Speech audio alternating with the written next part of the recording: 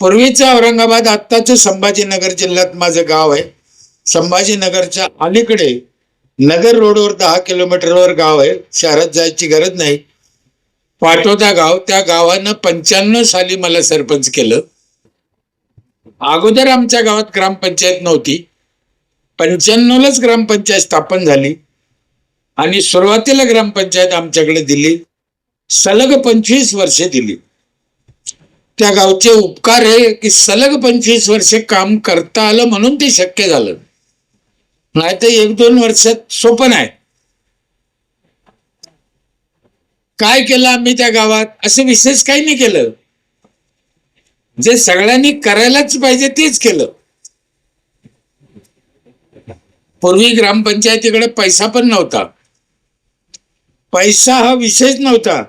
ते 15 वित्त आयोग हे आत्ता आलं. हे मोदी साहेब आल्यापासून 15 वित्त आयोग आहे. नाही तर पहिले पैसा नव्हता. 100 रुपये पण ग्रामपंचायतला मिळत नव्हते. सरपंचाने घरातूनच पैसे घालायचे, घरातूनच चहा पाजायचा, घरातूनच 4 लोक सांभाळायचे. एवढा असून ते निळू भाऊंना इतका नासून ठेवला सरपंच.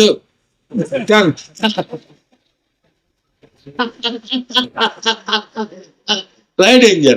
ते धुता धुता आमचे नाकीनो आले आता. ठीक आहे, त्यांना जसा दिसला तसा त्यांनी रंगीला.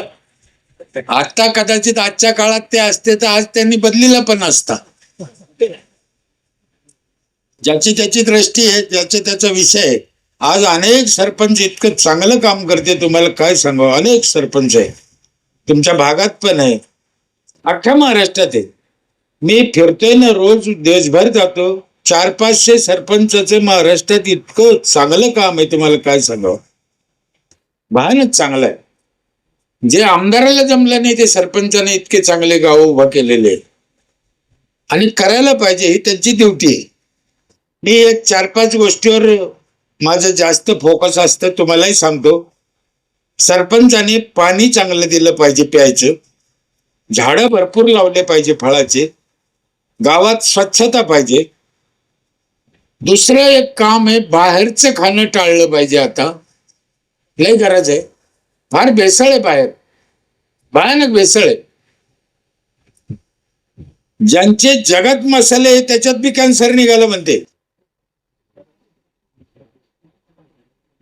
जगात माल विकतो पण त्याच्यात पण भेसळ आहे म्हणते. रेडीमेड मसाल्यामध्ये घोड्याची शी घालून येते.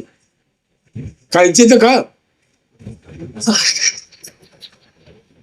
हा ना, हॉटेलच्या भाजीला जी चव आहे ती घरी येते का?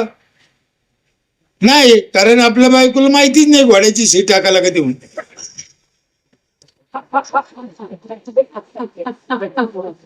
ती त्याशी लागेलच कच काय. मुलांचं शिक्षण चांगलं पाहिजे, संस्कार दिले पाहिजे, हे पंचायतीचे काम आहे. म्हाताऱ्या लोकांना जीव लावला पाहिजे. वयस्कर गावात मंडळी असते, त्यांना जीव लावा. ते धन आहे आपलं. त्यांना काय कमी जास्त काय पडतं, बोला तर घरी त्यांच्याशी. बाबा चहा घेता का, घेतली का, जेवले का, एवढं बोललं तर म्हातारा 2 वर्ष जास्त जगन. आणखीन एक काम आहे. हे काम का सांगतो मी? आमचं आयुष्य कमी हो राहिलं. रोज 50-60 वर्षात माणूस मरू राहिला. आपल्या आजोबा पंजोबा 100 वर्षे सहज जगत होते. तुमचं वय किती? 70. टकाटक आहे. सचिन तेंडुलकर. बघा ना, 70 वाटतं का तुम्हाला? काय माझ्या 70 संपून गेलंय. पण आता नाही जगत. 50, 55, 60 मध्ये चालले. तर ह्या ज्या गोष्टी सांगितल्या हे काळजी न घेतल्यामुळे चालले. पण तुम्हाला जर 100 वर्ष जगा, रशियामध्ये जपानमध्ये 100 वर्षाचा माणूस काम करतो, जगतो नाही, काम करतो. आपण चाललो. जर तुम्हाला 100 वर्ष जगायचं असेल तर आणखीन एक काम आहे, तुम्ही करत असेल तर मी सांगतो. आणि त्याच्याशिवाय तुम्ही 100 वर्ष जगूच शकत नाही, हे त्रिवार सत्य आहे. पण ज्यांना 100 वर्ष जगायची इच्छा असेल, हौस असेल, त्यांनी मला साथ द्या, मी सांगतो. मग काय करू सांगू? महिला मंडळ जगायचं नाही 100 वर्ष. 100 वर्ष जगायचं असेल तर 7वं काम असं आहे, दुसऱ्यावर जळायचं नाही.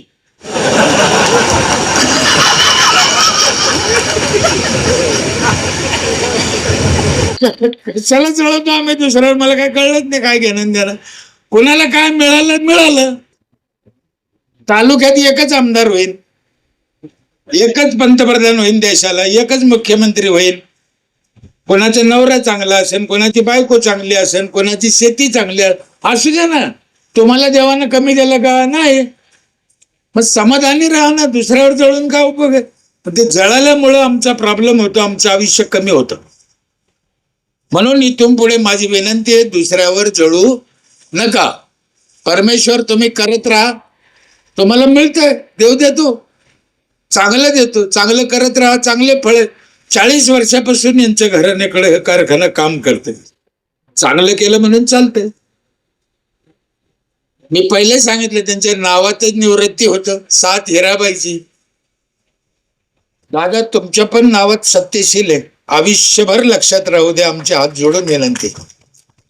हा ना, काहीतरी आपल्या वडिलांनी नावं ठेवताना काहीतरी विचार करून ठेवले जाते, उगाच ठेवत नाही.